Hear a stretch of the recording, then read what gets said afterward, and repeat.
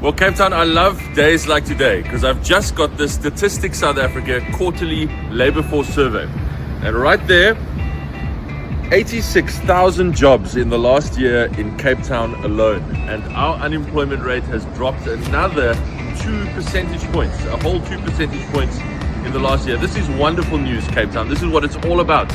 Everything that we do here is to get this economy growing faster, to get more Cape Townians into work.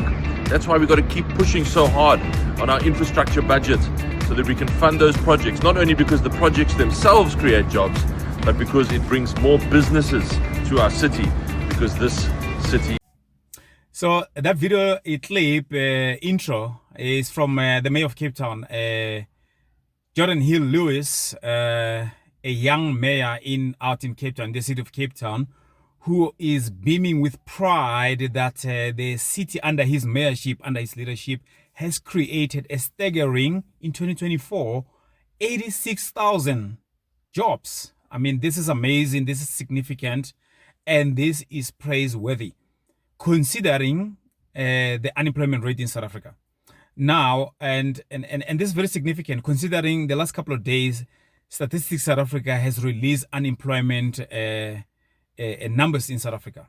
And the numbers are bleak, they don't look good. Unemployment increased by 1% quarter on quarter, basically. So I think the unemployment at this point in time is sitting at 8.2 million. 8.2 million people are unemployed. And there is an extended version or an expanded version of unemployment, including people who are, what do you call them? People who are discouraged for looking for work. So if we put that into account, we are sitting at something like a little bit over 12 million people. Now, let that sink in. 12 million people unemployed in South Africa. Considering the kind of population that we have, 62 million people, give or take, that we have in South Africa. 12 million of those, a little bit over 12 million, is unemployed. And that's a very, very dangerous situation that we are sitting in as South Africans. So whenever good news like this, they come out and say a city, the whole of last year, they created something like 86,000 jobs. This is worth celebrating. And this needs to be on every news channel, newspaper, front page, you name it. It should be trending on TikTok and all these social medias that we as people consume. So I want to make a few observations with regard to that. Now, when Statistics South Africa released the unemployment stats, they broke it down by province. And I think, let me see, Western Cape, Gauteng, and the Free State were the only three provinces in this quarter of first quarter of 2025 that have created jobs in South Africa. Now, if you think about it, Limpopo, Mpumalanga, Northern Cape, Eastern Cape, what am I missing there? All these other provinces, except for three, these three are the ones that created jobs. Western Cape is leading the pack with 49,000 jobs that were created only in the first quarter of 2025.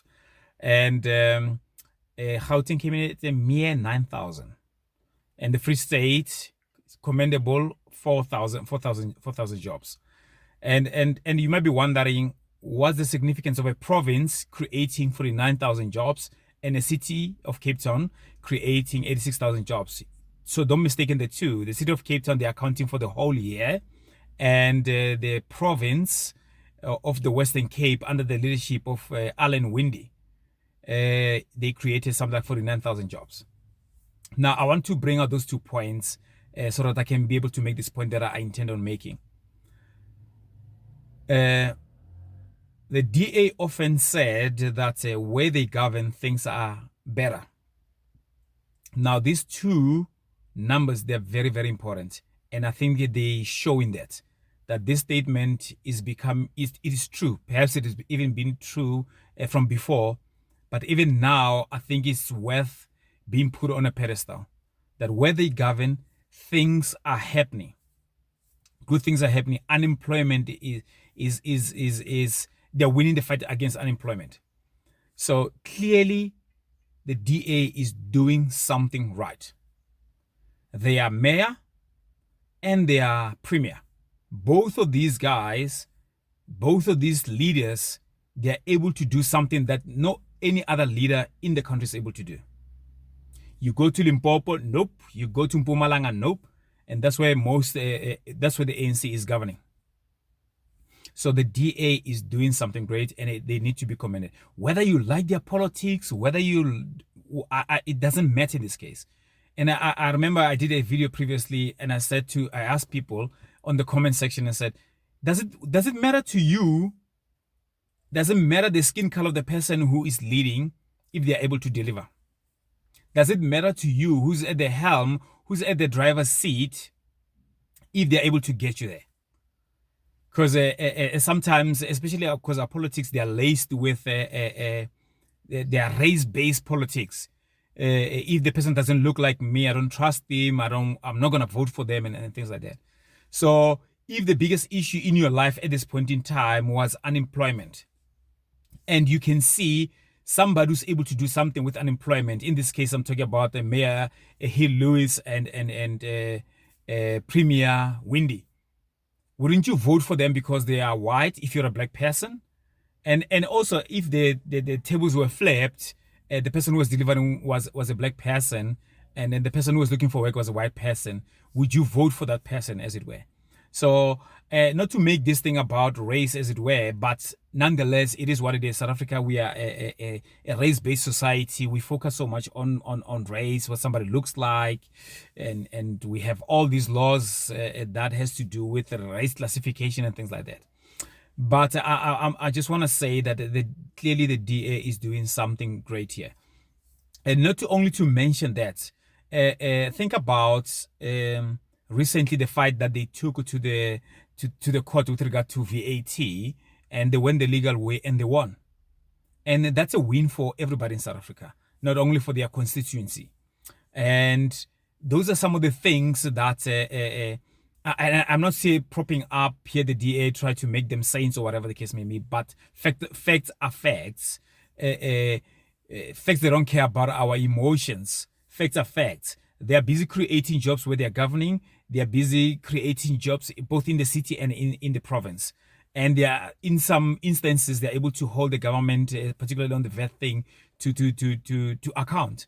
So, and I think that's a good, it's a good and positive thing, especially when it comes to unemployment in South Africa.